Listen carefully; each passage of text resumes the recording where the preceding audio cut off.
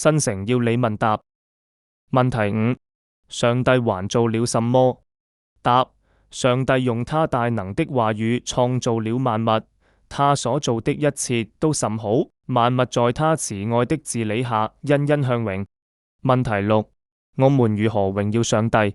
答：榮耀上帝就是以他為樂，愛他，信靠他，遵行他的旨意、命令和律法。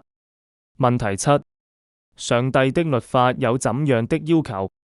答：上帝的律法要求個人全然、永遠的順從、盡心、盡性、盡意、盡力愛上帝，並愛我們的鄰舍如同自己。上帝禁止的永遠不做，上帝要求的常常去行。問題八：上帝在十誡中陳明了哪些律法？